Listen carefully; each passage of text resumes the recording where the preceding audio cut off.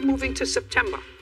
Go ahead. Okay, so on August 30th, 2016, he transferred out the 1472. Got it. That was the day before my rent was due.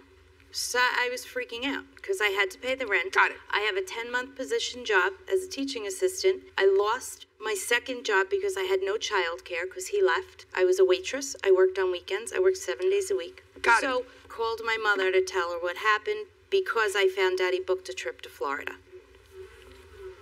Got it. So he left to go to Florida. Did he discuss that with you? I'm asking you a question. Did your son discuss with you going to Florida in August? I did not know at the time that he was going to Florida. I found out a few days later. A few days after he left? Yes. Did he call you? I called him. Under what circumstances did you call him? He left me with a check on August 31st for Lori. So he left you a check, but that check was dated what? September 31st. Okay. Well, we all know from second grade, 30 days have September, April, June, and November.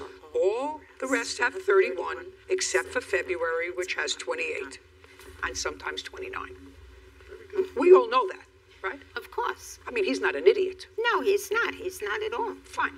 So he left you a check that the date on it was wrong. Yes. When did he give you the check? The day before, on the 31st. Of August? Of August, yes. He delivered it personally. He came and wrote it out at my kitchen table. And at that time, he didn't tell you he was going to Florida? No, he was in a hurry and he wrote out the check. Do you think he was embarrassed that he was going to Florida? No, I don't think so. Oh, I don't believe a word you just said to me. Thank Mrs. you. Cole, do you want to know why I don't believe a word that you just said to me?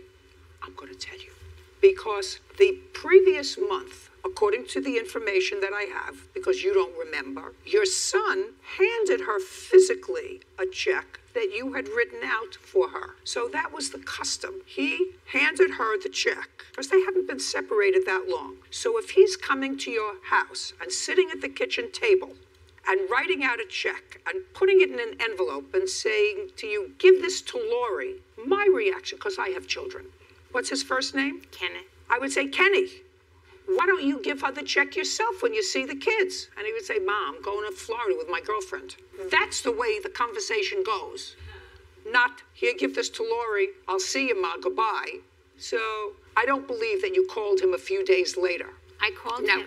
you called him why? I called him on September 1st when Lori came to my house for the Right, she came to the house to pick up her check. Yes. Because you called her. Well, her mother called me first. Her mother called you and said, they don't have rent because your Kenny took out money from the account that he wasn't supposed to touch and took his girlfriend to Florida. So you said, I have Lori's check, let her come and pick it up. Is that what you said? I said I will call her to pick it up, yes. I will call. So you called her. She called me and before I had time to call Just her. a second. Whatever it is, she called came. you, which is what I Right, said. right. Don't tell me time. She called you and said, I understand from my mother you have the check from Kenny. That's what happened. I've been doing family court work for 40 years. You think that this is new? This is not new. I've told this story 5,000 times.